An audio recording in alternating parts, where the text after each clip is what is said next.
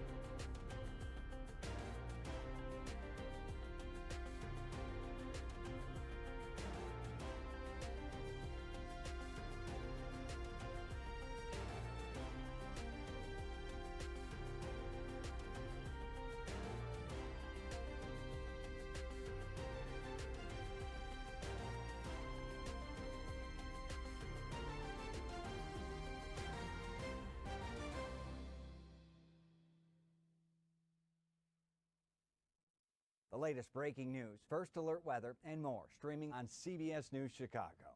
Keeping you safer sooner. CBS 2 First Alert Weather.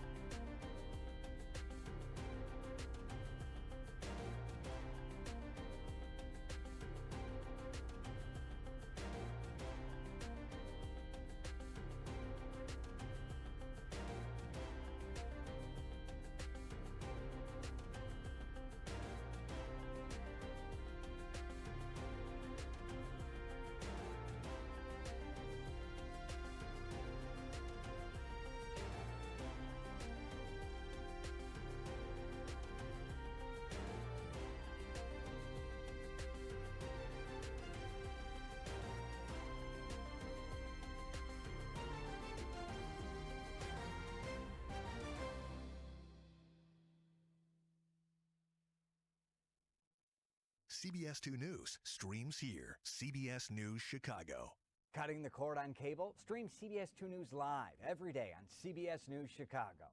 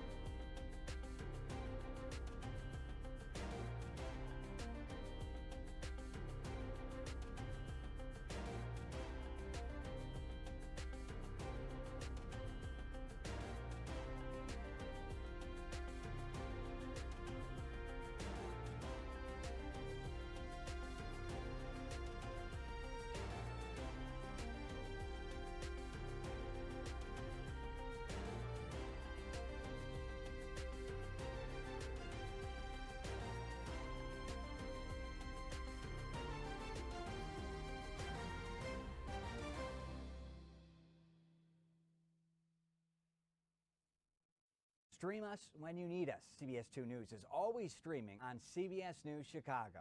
Committed to telling your stories. CBS 2.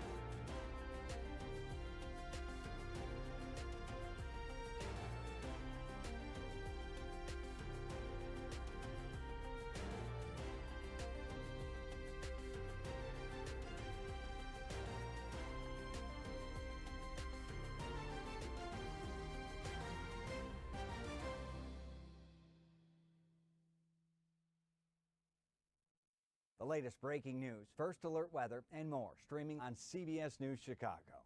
Keeping you safer sooner. CBS 2 First Alert Weather.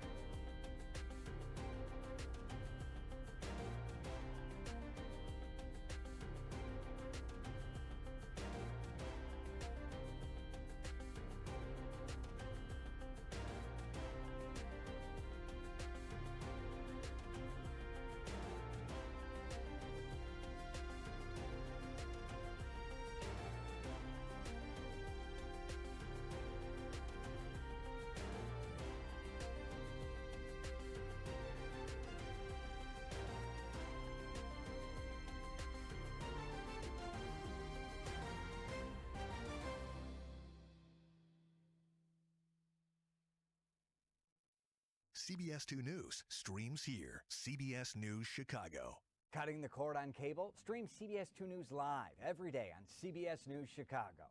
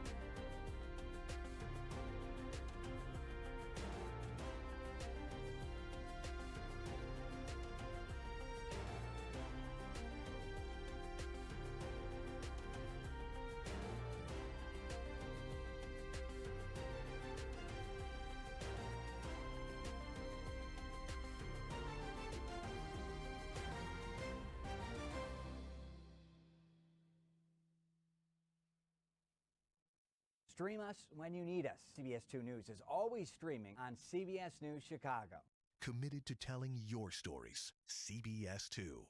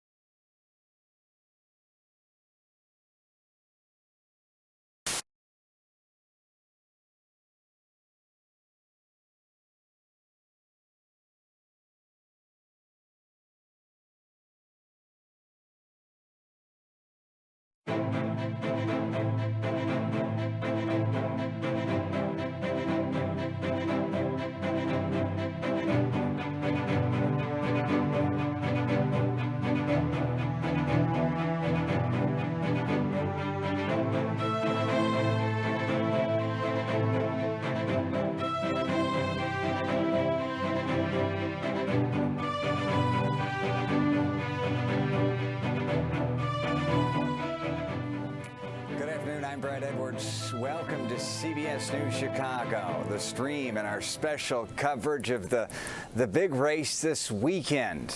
On the stream, we are about to set sail, so ahoy to land lubbers and sea lovers alike. For the next 45 minutes to an hour, we are going to celebrate the 114th Chicago Yacht Club Race to Mackinac. 289 vessels, more than 2,100 sailors from all around the world. We have got you covered from stem to stern. So get ready. This is always a fun one. To kick us off, we want to take you to the sky right now. And our friend in the sky, there's our team right there. Jamaica Ponder, our friend on the ground there of the stream. Mary Kate Kleist in her Barbie pink. And Chris Habermel, the man who knows it all. Chris, kick it off for us.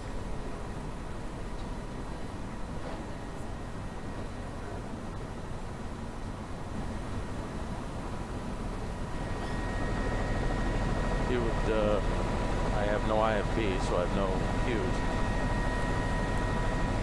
I'm Chris Habermel in Chopper 2. Welcome in to the Mackinac Race 2023, the cruising division edition here. This is the first day here. And we're going to get started here with the on-time start around 3 o'clock this afternoon. There are going to be 3 sections going out. What you've been looking at is the signal boat. And the signal boat has a orange-colored flag up on the main mast there to indicate that is one half of the starting line. There's a committee boat on the other side.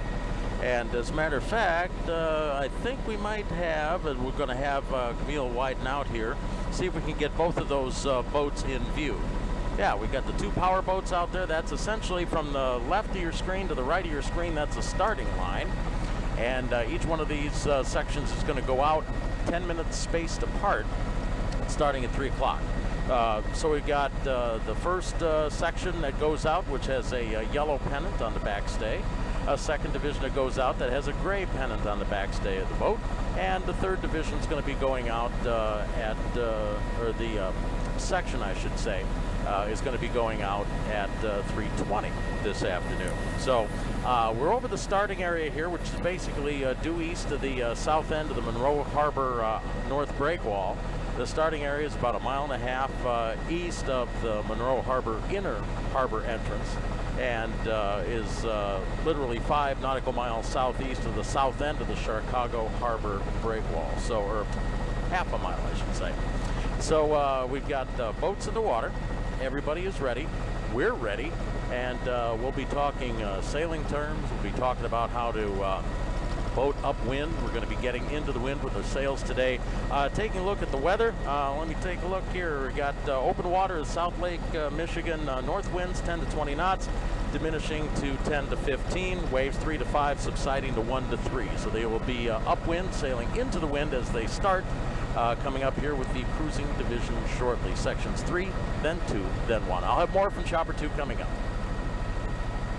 All right, thank you to our friend Chris Habermill up there in the sky. We're going to get that issue fixed with his IFB. That's the little thing right here that you hear out of. A little difficulty there. We'll get that ironed out. While we do that, we're going to kick it down to our friend in pink, always glorious in pink, Mary Kay Kleist in the First Alert Weather Center. Mary Kay, so the question for me and us other land lubbers alike is, what's it going to be like watching it? It's going to be beautiful today, right, if you're going to go out there and catch a view of this? Oh, just beautiful today, Brad. You are right. In fact, we do have a lot of sunshine. You may have noticed, too, it's less humid today than it was yesterday.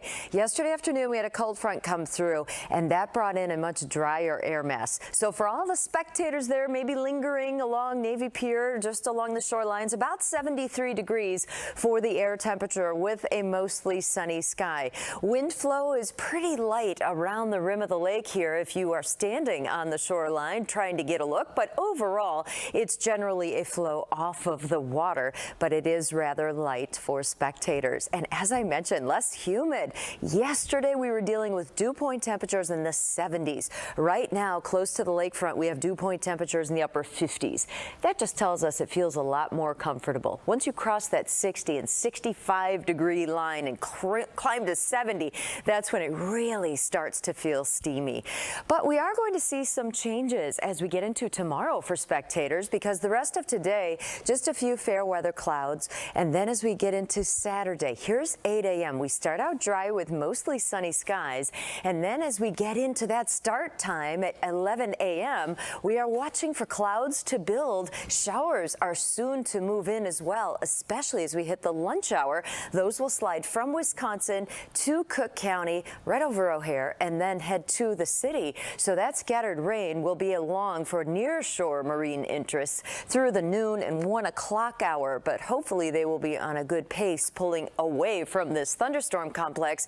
But as far as spectators go, I think you're going to need some rain gear if you're going to be spending the afternoon right at the lakefront, because hour by hour shows that scattered shower and thunderstorm threat. So for Saturday, spectators, at 11 a.m. when it kicks off, your air temperature will be around 77 degrees with building clouds as you wait, and then showers soon, especially after the noon hour. When I come back, Brad, we will talk the marine forecast for all the boaters that are headed out on the water. Okay, 240 boats, 289 nautical miles. Mary Kay Kleist, thank you as always. 2,100 sailors from all over the world coming here. And right now we are joined by our best friend of the stream, Jamaica Ponder, the stream's very own, along with a friend from last year rejoining us. Jamaica, what do you have for us? So today we're here at the Chicago Yacht Club with longtime competitive sailor and former race chair of the Chicago Yacht Club's Race to Mackinac, Sarah Renz, who, like you said, Brad, was with us last year to give us some insight to what sailors can expect on the water, and so that we can understand a little bit more about what's going on those boats when you guys are racing all the way out there. So Sarah, thank you so much for stopping by to talk to us today. Thank you. And the first thing that I want to do is talk a little bit about all the boats that we see in the harbor over here, because is this where a lot of the boats that we expect to race today decide to park before they get going tomorrow? We have boats coming in. We have 240 boats sailing this year, which is fantastic. But they come in from Michigan, they come in from the East Coast, the West Coast, from Indiana. So a lot of the transient boats or from different harbors will come and park up here as a camaraderie to send off each other, especially for the cruising race division today and then racing tomorrow. Absolutely. And we got to speak to a couple of sailors, one who actually just came from a race in Michigan. And I wanted to have you talk a little bit about the whole gauntlet of racing that sailors can do around the Great Lakes this time of year, which includes the Chicago race to Mackinac. Sure. So there are two race to Mackinacs. There is one that leaves from Chicago. It's an older version of the race, 114th year, I believe. And then there's also a race from Bayview, which is Detroit, Michigan, up to Mackinac. It's a little bit shorter, but still as fierce and tough as this one.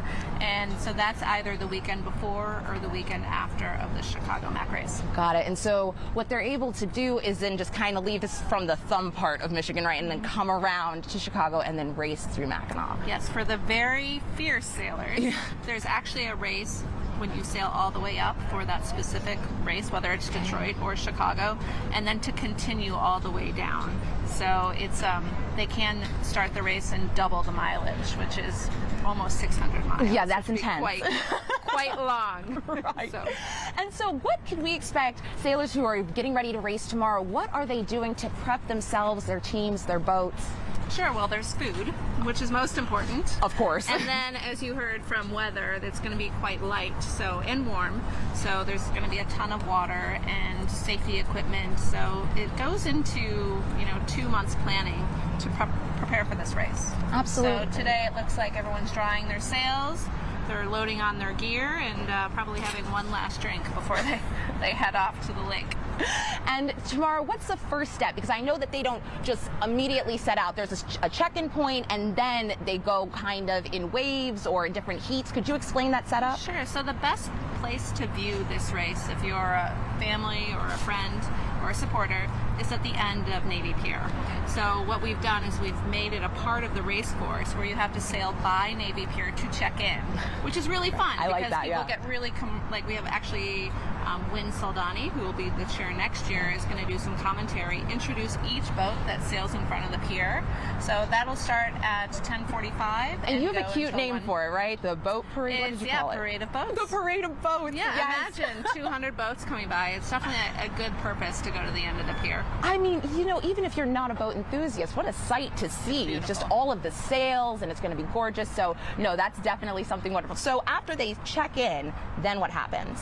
When they check in, then we're going to sail by our lighthouse, our infamous Chicago lighthouse. Okay. And then we'll send to the race course, and I believe the set is like a quarter of a mile off the lighthouse. So then there are a succession of starts. So for cruising, there will be 3 divisions, so 3 different starts. Okay. 3 o'clock, 3:10, and 3:20. And then tomorrow, there will be between 10 and 12 starts with the divisions that are participating. And what differentiates, why would one boat start later, earlier than another? Sure. Well, I think we all can see that no boat is the same, right? No. There is a section of one division, one design that is all one type, but otherwise it's like golf. So you're handicapped. So based on how fast you can go and the conditions and the type of sails, then you are rated and kind of placed in a specific division based on your handicap number. Very well. Well, thank you so much, Sarah. We're going to hear more from you about the race because I know there's some new stuff going on this year and also some details that we haven't had a chance to get into yet. But Brad, I'm going to hand it back to you. Makeup Ponder with the stream and Sarah Renz from the Yacht Club. I wanted that explained too, exactly how does this staggering work. Now I completely understand with the handicapping system. So perfect analogy there. Thank you. We will check back with you guys in just a few minutes. Let's move on to a story, though, one that grabbed our attention. It is in the blood for a pair of sisters, participants this year. Our Noel Brennan introduces us to them, and they're trying to restore some family valor in this year's race. It's definitely a little all over the place, Meg. What do you think? I mean, right in front of Chicago, it looks like it's coming out of the south, which is exactly what we want. As sisters prepare to set sail, It looks better than what it looked like on Friday. Yeah, no kidding. the next generation soaks it all in. She's either going to fall in love with it and sail, or she's going to completely hate it because of how involved, like me and my husband are. Because her parents do it, then it's not cool. Exactly. Yeah.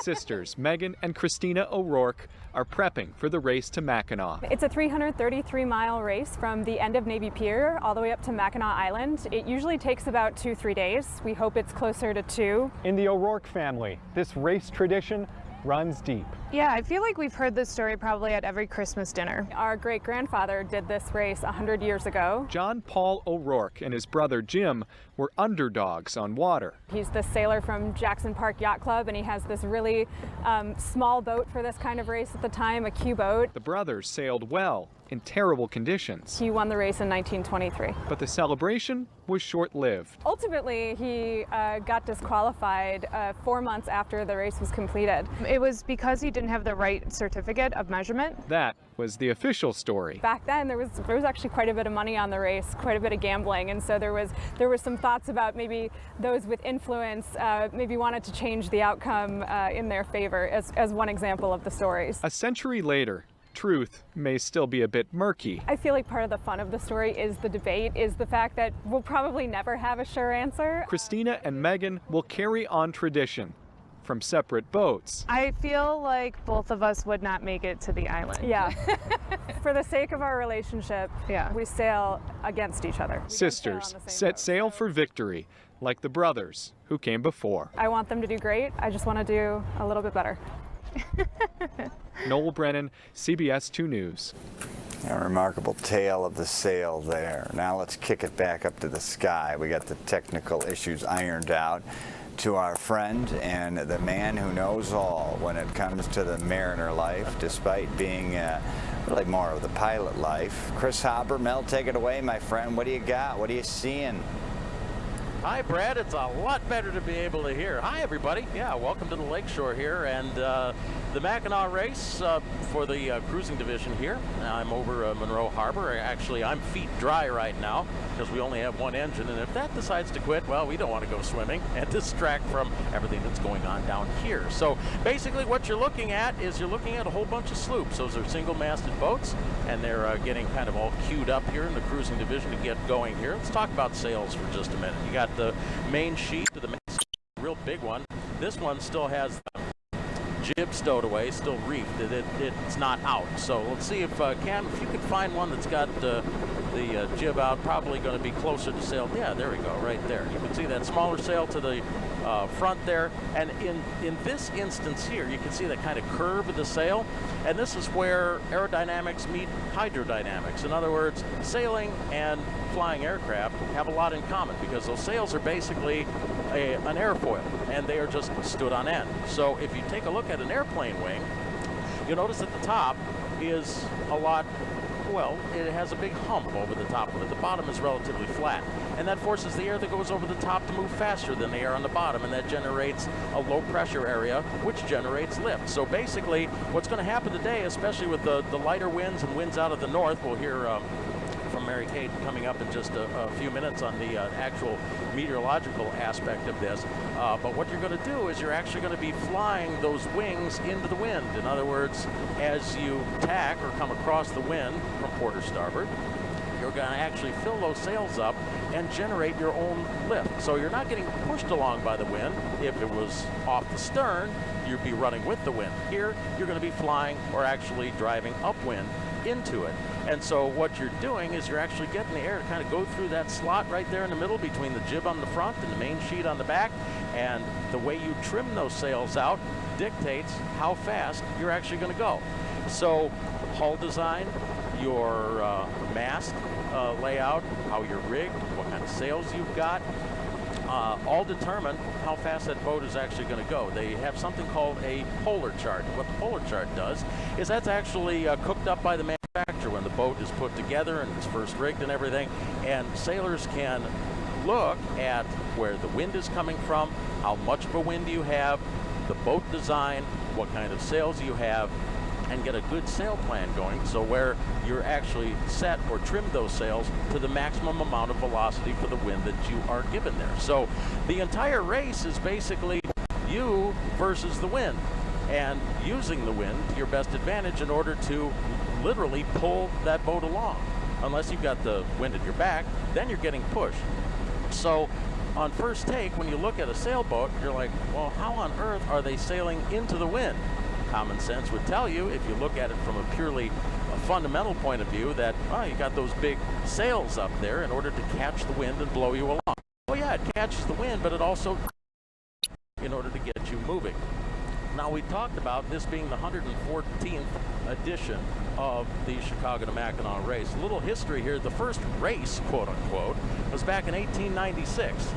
And not 1898 when the Chicago Yacht Club became involved. This was more of a personal thing. A couple of guys here in Chicago raced each other across the lake over to Michigan City. The next year, in 1897, the second race was up to Milwaukee. But they got up there in fog and rain, and nobody could really tell who won. So, gentleman's agreement there, and perhaps the jury is still out. 1898, the Chicago Yacht Club became involved and organized everything. And they had 3 races in June of 1898.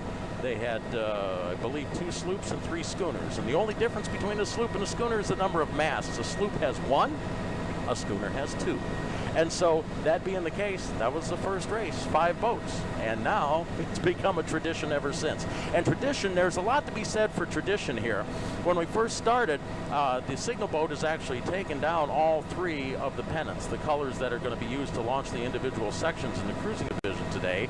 You've got yellow and gray and violet, and those are on the backside. You see them, they've actually been taken down off of where they're rigged to come up. When they come up, that's when the signal is for that particular section to start. So we'll have 3 sections spaced out over 10 minutes, 3 o'clock, 3:10, and 3:20 in order to get the boats out of here so there's not this huge clot of boats getting into each other's wind and kind of getting in the way there. So it gives everybody a fair shake. Everybody is timed going across the start line, and then they're going to go up to the line between Round Island Light and where the committee trailer is on Mackinac Island. And that will be your finish line. You'll get a cannon shot, and that's one of the things which a real bucket list for sailors, getting all the way up there and getting that cannon shot. So pretty cool.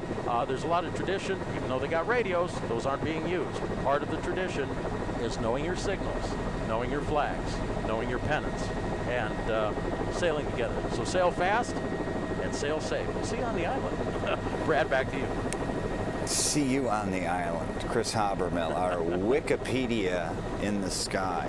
A little bit of history for you, too. 1970, sailors encountered 60-mile-per-hour winds. Of the 167 starters, 88 withdrew. One of the guys sailing that year, a guy by the name of Ted Turner, may remember him, the media mogul, CNN founder. He was aboard his American Eagle, publicly retracted a statement he made calling Lake Michigan a mill pond. Yeah, mill pond don't get 60-mile-per-hour winds, Ted.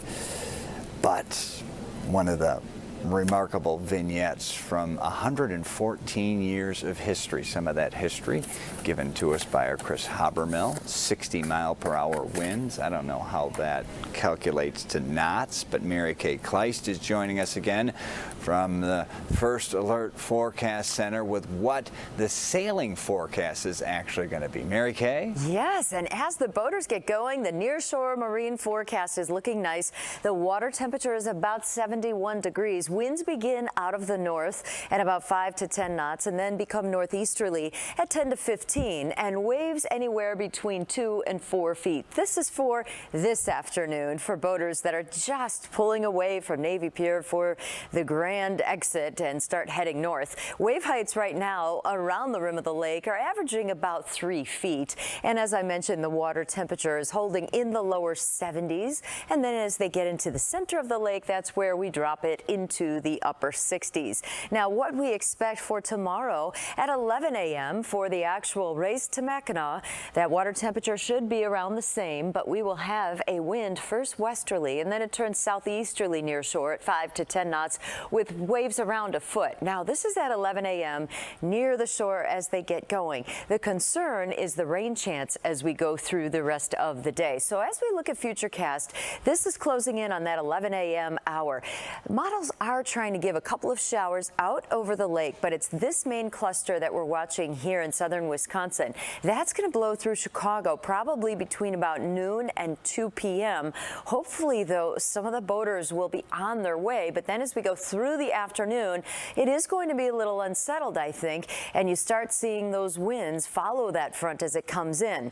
Then, as we heard, it takes a couple of days to get up there, and they're going to be traversing here the whole fetch of the lake. So by by Sunday morning, they may contend with a few showers as they make their way for Mackinac Island. And then as we get into Sunday evening, a leftover shower is possible, but then would quiet down on Monday as they make their way for the grand finish. So for spectators today, it is just beautiful. And as we mentioned, Brad, that hot spot is really the edge of Navy Pier. If you have plans to come out with your family and friends to watch the event, we've done it before when we've been live out there, and it is just the most amazing view with the lighthouse in the distance, and you see all those beautiful boats start to make that trip all the way up Lake Michigan. So a good-looking weekend for it. Just have to watch for a few showers as we get into the afternoon hours for tomorrow, but not today, Brad. Okay, excellent. Jamaica was talking earlier about that parade of boats. It is a spectacular sight to see, even for the layperson, even if you're not a boater, if you're not a yachter.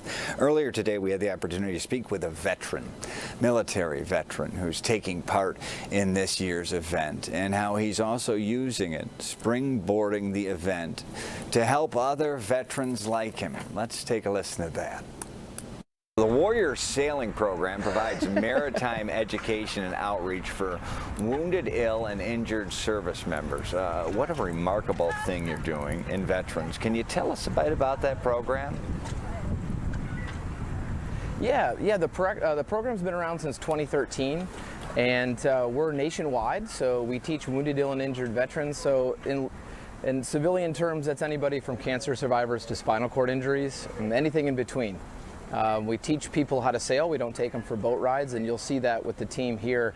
This is kind of the most elite people that have graduated from our camps around the country, and they have gone through the stages of our program to stay in touch with them, and they've continued to commit to the program and to their sailing. And we bring them to Chicago to do the Mac race every summer. And we're up in the Midwest, up in Charlevoix, Michigan in the summer. We have a home base there that we do more training. And so we've got folks from all over the country that have come and committed to sailing, and we're teaching and just giving everybody an experience. If I said it was group therapy, no one would show up.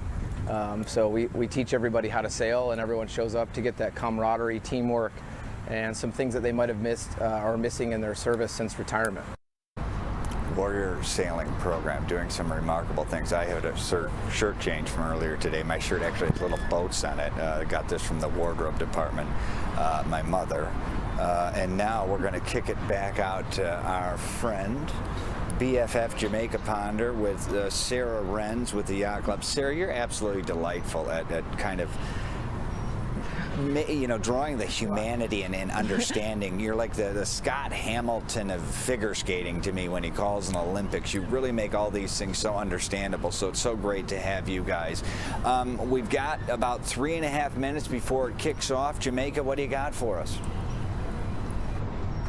So Sarah actually wants to share something new, a new White Hawk trophy that is coming to the race this year. Can you tell us all about that, Sarah? Because I know that I don't have all the details down. Sure. So the cruising division, which we talked a lot about last year, it is actually the fastest growing division, and so that's why they start on Friday, because there are over 38 boats, I believe, racing this year. The largest boat that started participating 4 years ago is called White Hawk. It is a 104-foot boat owned by Marjorie and Peter Thornton, and it is gorgeous. It's a specimen as far as yachts are concerned, and so they dedicated a trophy this year. It's an 1877 silver piece of beauty that will be awarded to the let me read this correctly so I have the information. The White Hawk trophy will be awarded to the overall correct time in the cruising division. Okay, so those are the folks who set out today.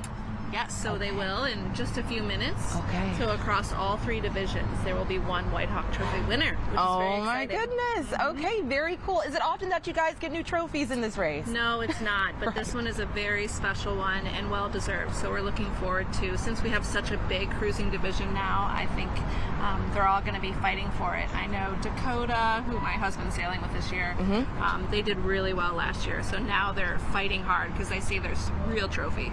So. Okay. Now, I hear Brad. Do you have any questions for Sarah? Yeah, I was wondering, can you drink out of that one too, that trophy? I I believe so. I think it's, it probably could fit about 6 bottles of champagne if you want to come down in November for the awards. I would love for you to come with us. Oh, I'd love to have that. That That is a piece of art. And, one thing that I wanted to make sure that we just got to chat about on camera was the community around this whole race, not just the race in Chicago, but both of the Mackinac races. And what sort of, I don't know, vibe is being created here, the families that are here, the generational stories behind it. We heard a great story from Noel earlier. So I want to hear you talk about what sort of community do you have here? I think it's pretty special. Obviously, it's generational, right? 114 years, you have families and children and grandchildren sailing actually together in these boats for years on end. And I think that's the really nice thing about it. It's like kids are learning long distance, although they might be sailing in little boats around, the harbor here in Chicago. And it's also a really great opportunity to get more sailors. I think there are over 1,200. Is that right? Sailors that are racing this year? Yeah, that's right. So it's a really great opportunity for people to do a long distance sail under the stars type of race. So that's a great opportunity. And also there's a support the Mac where we bring down children and put them on boats to they've never seen it before, never been a part of it, so that's what they're doing. Oh, it sounds like we have some racing going. I was about to say, I think the race has just begun. Yep, that's what I'm hearing. They just crossed the line. Well, let's see. Let's see if we can get a visual over here. So 3 o'clock is actually, I don't think the start was the warning at 3. Is that correct? I believe so. So it looks like it's not happening quickly, but we do have 4 to 6 boats vying for clean air off that starting line. That looks gorgeous. Wow. Really competitive, actually. It doesn't look like it because they're moving slowly, but they are working so hard to make sure they're going as fast as possible, like not moving to make sure they don't. So could you describe competitive? It's how much space needs to be between the individual boats for you from this angle to be able to tell that they are really competing. Right, so you can tell, so it's really based on the height of the mast. As you see behind us, we have some really tall masts, so that's going to dictate the bad air that boats are getting. So they're separating themselves just so they do have clean air. So you can see there is one boat that's popped out going quite quickly with those really white sails. Right. That boat's flying compared to the others. So they all have different ratings, remember. Right. So while one might be going faster than the other, it'll come down to the end in 300 miles. And you said the height of the mast is what you're going off of. Yes. Wow, that I would have had no clue. And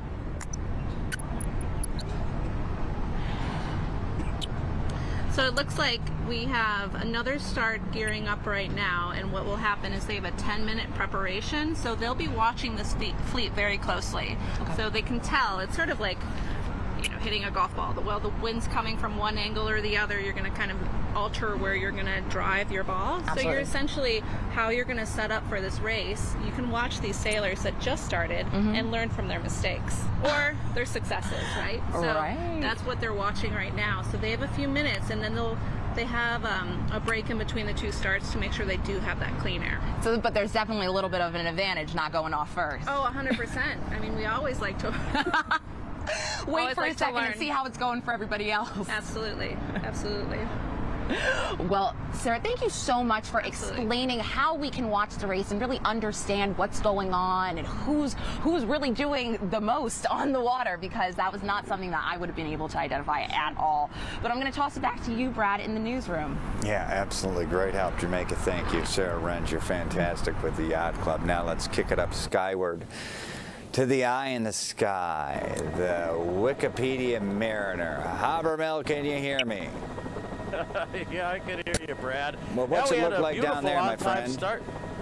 Beautiful on-time start at 3 o'clock. Those boats are across the line there. The first section in the cruising division, which had the yellow pennants on the backstays there, and the yellow flag went up. Now the yellow flag is down, gray flag is up, so that means a 10-minute warning for a 3:10 start for the second section, which would be section 2. They start section 3, section 2, then section 1. So it's in reverse order there, starting at 3, then 3:10, then 3:20. As heard our guest talk about, the mast height, the size of the boat, all of that is taken into consideration here when you're starting to really try and work the wind. Yeah, it looks unlike last year where we were off wind. In other words, we had the wind back behind the stern quarter there, and we're really kind of booming up there, and the spinnakers came out and everybody just went whipping up the lake.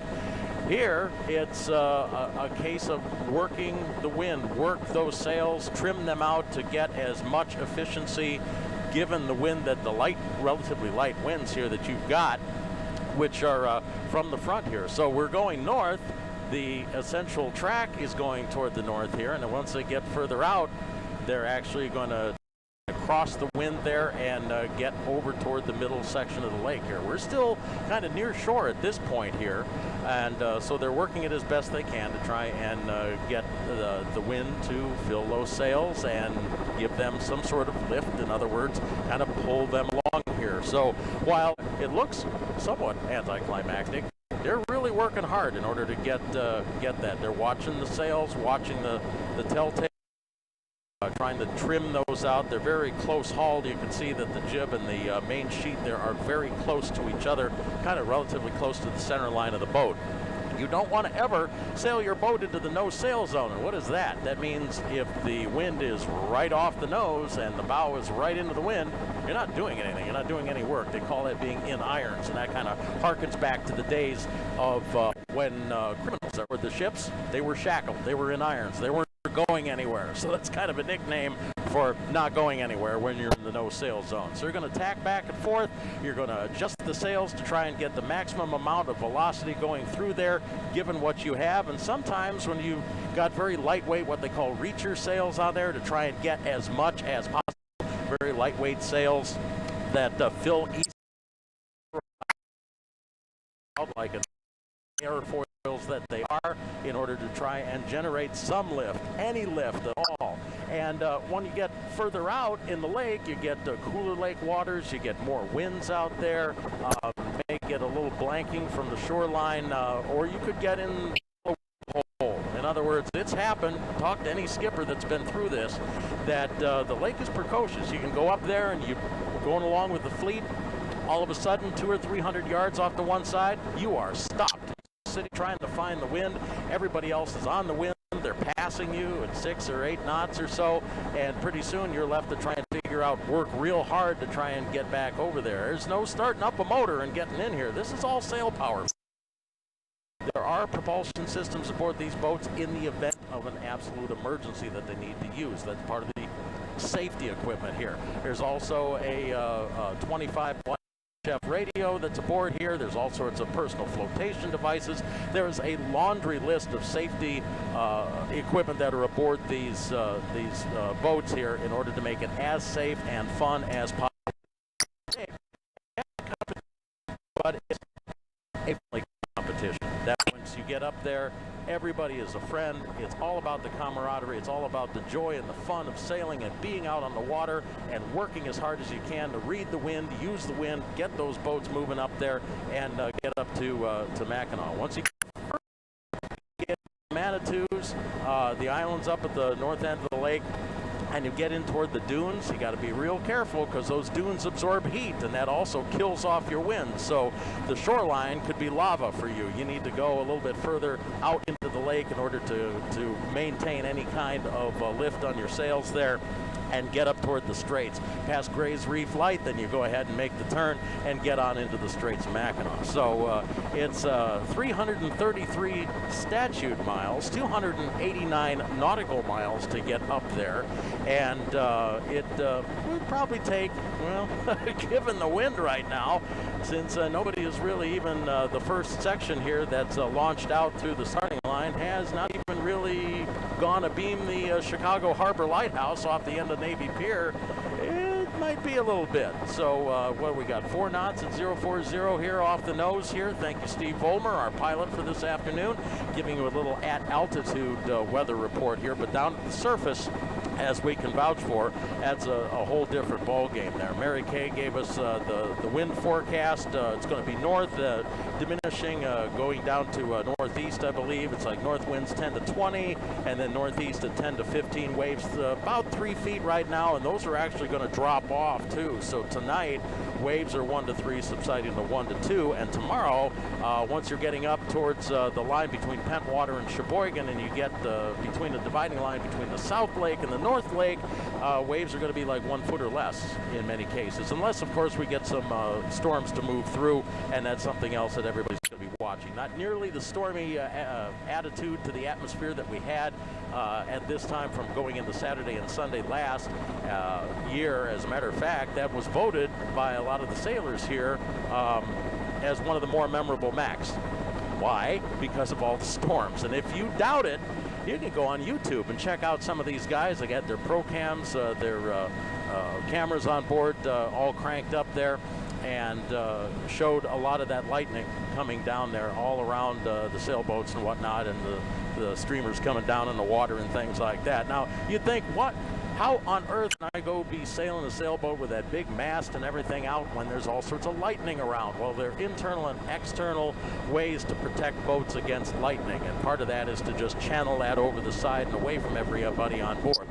Essentially, you're on a fiberglass hull. The only thing that's really conducting would be the mast, and any of the wiring or whatnot that's would transfer that down to the keel and under the water, and then that way that would safely go around you and discharge to the bottom. The only thing you got to be careful of, your electronics, because those can still feel the effects of any kind of a close or direct lightning strike. But beautiful day here. We don't have to worry about any of that. The next section is going here, so we've got a beautiful, safe, clean, quiet start to the Chicago to Mackinac race 2023. Brad, back to you.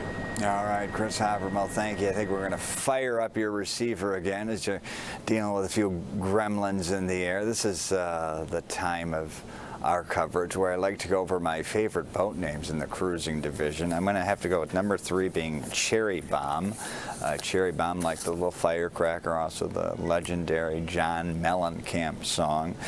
Cherry Bomb is out of the Columbia Yacht Club. I also like Liberté, like fraternité, égalité, liberté, is also out of the Chicago Yacht Club. And my favorite for the second year in a row is Cuddy's Ark, or Cuddy's Ark. Cuddy's Ark, like Kutty', like it's an ownership. Cuddy's Ark, A-R-K, like Noah's Ark. But if you smash that together, you got Cuddy's Ark, which is that bad old blended scotch that your grandpa drank. And I believe Sarah, our friend from the yacht club, knows Cuddy's Ark, and she's with Jamaica Ponder. Can you tell me who's behind Cuddy's Ark? And are they a group of blended scotch drinkers, would you say? They're well aged, and they've won the race a couple times actually. So they're out of Columbia Yacht Club, and it's been a group of about 6 men that have been sailing it for generations. So pretty great group of people. But my boat's name is Taipan, so I hope that you're rooting for us tomorrow. Absolutely rooting for Taipan, but and some great insight about Cuddy's Ark, and I do love the wordplay there. So you guys take it away for us from a few minutes. What are we looking for here? Has the second heat per se started? Right, 310, one more 3. Is that how it goes? Yes, that's correct. So the second fleet, or second division, is off and racing, and so now we're 8 minutes from the last cruising division start today. And so they're probably just watching everybody else who's already taken off, taking notes so that they can adjust their own course of action, right? Absolutely. That makes They're sense. learning. Something that I wanted to make sure we got into was after the boats disappear from our view, what is going on board, underneath? How are the teams working together? Because I also know that it varies, the number of people that are on a boat. It's not necessarily a team of 2 or a team of 5. It can be anywhere in between. So I'm interested to hear you talk about what your experiences have been, what you think some people might be experiencing right now. What is it like? Sure. Well, you're totally on the ball. So there are double-handed boats. So I think there's 6 or 8 boats that are only sailing with 2 people all the way up to the island. So their experience is going to be very different from a larger boat that has maybe 12 to 14 people to do all the jobs. But it's a pretty cool experience. I would say for the sailors, what ties us all together is the experience of passing, you know, the eastern shore, the western shore, and sharing those stories on the island. But passing Point Betsy is just one of the most beautiful places you could pass by from water. And then you go up to Big Sable, Little Sable, and then you kind of make determinations depending on the breeze, because by the time you get up past the 35th, the water's so clear, it's cooler, all of the direction of the wind can be different.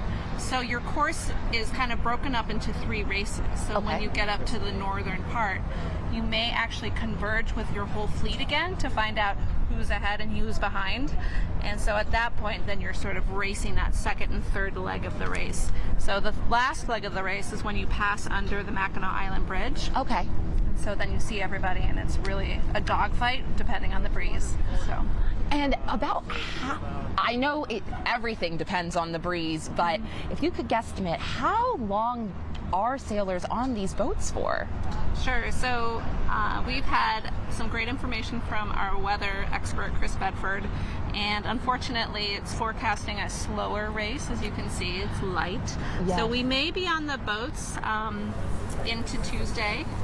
Oh my goodness. And some boats actually may take their time and get up there on Wednesday. Okay. So, you know, we were consulting the SIs and the race committee, and I didn't see a kind of a last call of races, but I know that we do close down at 8 a.m. So we'll see. Hopefully everyone gets there before then on Wednesday. Absolutely. And you shared something very cool about how many times your own boat or team has made it to last call in the past 19 years. You have to tell their viewers, because it's so impressive, and you won't jinx yourself, I promise. Sure. So on our boat, we race to the bar, you know, because we're not all big drinkers, but it sort of sets a goal, and I'm sure you guys understand. But we have made it to last call on Sunday twice. I don't know if it's going to happen this year, but we will certainly try. Absolutely. Well, best of luck to you. Thank you. I have no doubt that you guys are going to be so successful, and thank you for taking the time to kind of walk us all through the race, because there's a lot that goes on those boats, and there's no way that us landlubbers would have any idea. Well, and don't forget, I mean, follow us on Twitter and on Instagram, but also follow us on the website. We do have a live tracking. So if you are interested in following a specific boat, Cuddy's Ark per chance, you know, you can actually follow them all the way up until they make it to the bar. So that enjoy. is good to know. Thank you so much, Sarah. No problem. All right, Brad, back to you. All right, Sarah, I've got a couple questions for you just before you leave. First of all, we know you've had some remarkable feats in sailing. How does one prep for that? I mean, it's a race, but it's a marathon too. Extra sleep, healthy breakfast. How do you prep? And then second of all, I want to talk on kind of a socioeconomic issue. You know, some people, yachting is kind of wrongly placed in a category as kind of a classist thing, whether it be race or I think of more of a class. You have to be of a certain class. But you guys at the Yacht Club have done some remarkable work to break down barriers and bring in young people of all ages who one wouldn't expect to see yachting, to see sailing. So first of all, prep. Second of all, what you guys are doing to really make it all inclusive, you know, so everyone can enjoy the beauty of Lake Michigan like you guys do. So as far as prep, for any busy person that is a mom and working full time, there is no prep. You just got to jump on the boat and go and hope that you have the right gear, the boots, the rain gear, everything that you need. Really is no prep other than having the right food and the right water. And then you let the breeze take you where you're going to go. But I think more importantly is how do we make this sport open to people who don't have access to boats. And I think that's a really cool thing that all of the clubs are doing. The Chicago Yacht Club Foundation works with all of the clubs in Chicago, and they're doing the Mac Gives Back this year. So they've had hundreds of kids come down and go on to a tall ship experience. It's a STEM plus sailing program, and they've done a wonderful job job. So that's going to extend into the years to come. That just initiated this year with the Chicago Yacht Club Foundation, and it's fantastic. So I think if you do want to get on the water, the best thing to do is not be afraid of those gates, if they're gates, and walk through them and say, hey, I want to get on a boat. And no one's going to turn you away. Yeah, that is a wonderful project you guys are taking, and you're right. Some of the nicest people I know are sailors. Sailors love the water, and they love showing off their boats, and they love showing off their love of it. So Sarah, thank you. Jamaica, thank you. Let's kick it back up to the sky, and yar, we say to Chris Habermill. We've refired the generator, gotten rid of the gremlins. Chris, take it away. And Steve Vollmer, our pilot today, and Camille Gamilski, who's on camera. Thank you guys very much for following the action and being the 1,000-foot tripod here. We're feet dry up over Grant Park, looking out on the first section. It's actually section 3, then 2, then 1, and section 1 of the cruising division is getting ready to go off here in an on-time start at 3:20. So the purple pennants on the back stays of the boats, and we've got the purple flag is raised on the signal boat, which marks the east end of the starting line. The committee boat is on one side, and the signal, that's the pin boat, and you see that off to the left middle of your screen, and the signal boat is on the right middle of your screen there, and right between the two, that's your imaginary line stretched between the two, and that's where you are starting your journey up to Mackinac Island here from Chicago, 333 miles distant. A little bit of trivia about Lake Michigan. You have any idea how much water might be in here? Somebody, somewhere, somehow, they measured it at 1 quadrillion gallons. That's a 1 with 15 zeros behind it. Now, if you take a Olympic-sized swimming pool, per se, that's about 660,000 gallons, more or less. And so that would be 1,514,463,123 Olympic-sized swimming pools. And if you like to drink water, how about an 8-ounce glass of water? They recommend those per day, about half a gallon of water per day. That's 16 quadrillion glasses of water at only 8 ounces. So drink up. Anyway, that being the case, you can amaze the friends that you may still have after you come up with trivia like that.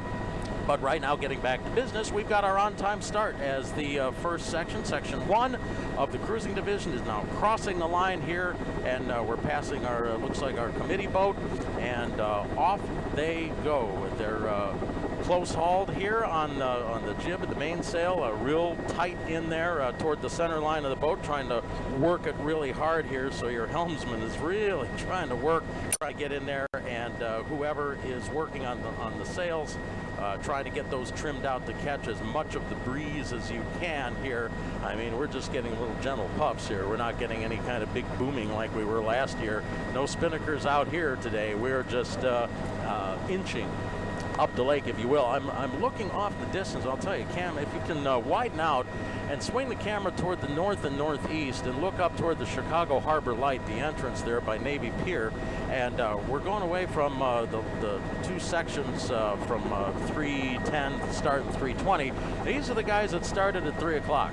They literally have just passed the Chicago Harbor Light, so that gives you some kind of an idea of what we're in for as far as starting on this. We've got light northerly winds here, and it's all they can do to try and stay in the wind, stay out of each other's wind, catch clean wind there. And you can see one vessel here is on a port tack off to the right. You see how they're going there. When you start talking tack, port tack and starboard tack, tack just is basically the direction of the wind coming across the rail on the boat there. And so they are got a little bit of luff, a little bit of flap in the jib there, but they're starting to tighten it up real quick. Basically what you're doing, and as you can see, hey Cam, stay tight on that boat for just a quick second. If you can push in on that again, you can start to see those little streamers, the tails coming off the back end of the main sheet there. You want to keep those kind of streaming out. That'll give you some sort of an idea that everything is trimmed very nicely, that the sails are nice and taut, and that you are maximizing things. Just a little visual cue that you would be looking for as you're looking between that slot. And we have a real good view between the head sail, which is the jib right there, at the front of the boat, and then on the mast here is the main sheet or the mainsail, which you're looking at right down that slot, and that's where you're getting your aerodynamic lift out of. It's bending the sails around, it's filling the sails up, and curving them around like the airfoil that they really are. So counter to what folks might think with the sailboat, when you go ahead and put the sails up, you put the sheets up on high there and you get them up, that you really need to have wind from the back. No, you can have wind from any direction. It just all comes down to how hard it is to work to get that wind to move you along. So from the front or the front quarter, as you're sailing into it, you're going to be tacking back and forth to try and keep those sails furled out there, filled and in a proper aerodynamic shape to give you that lift and to get you across there. So basically a lot of zigging and zagging, or starboard tacks and port tacks and back and forth, trying to keep inside of a wind here. So you can see right now as these boats are going back and forth that we've got one that's in the port tack and a couple more that's in the starboard tack. So they're trying to work the wind as best they can. So sail fast, sail safe, and we'll see you on the island. Brad, back to you.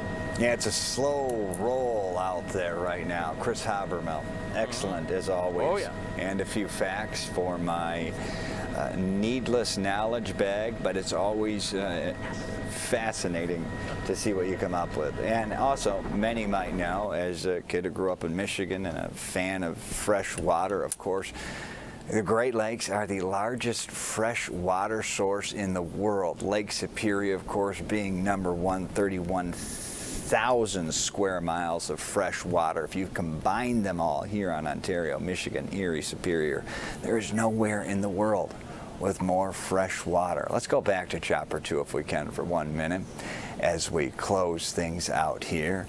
There we go. Let's take it big. As we have now set sail on the stream, 240 boats going 289 nautical miles. They're underway right now. This is a cruising division. The race starts tomorrow. 2,100 sailors. 114th annual Chicago Yacht Club Race to Mackinac. It is certainly a thing to behold. I want to thank our crew right now, everyone who made this possible. Jamaica Ponder, our reporter on the ground, Mary Kay Kleist, our always trustworthy meteorologist, our eye in the sky, and Mr. Fax, Chris Habermel, George Umbenauer, our photographer on the ground, director Michael Flanagan, executive producers Blake Tyson and Liz Miller, Sarah Renz from the Yacht Club, great insight, a real deal racer, Camille and Steve also in Chopper 2. Our thanks to them. Of course, the Ojibwa, they're believed to have named it Michigan, Michigami, great water. Great water it is indeed. Have a great weekend.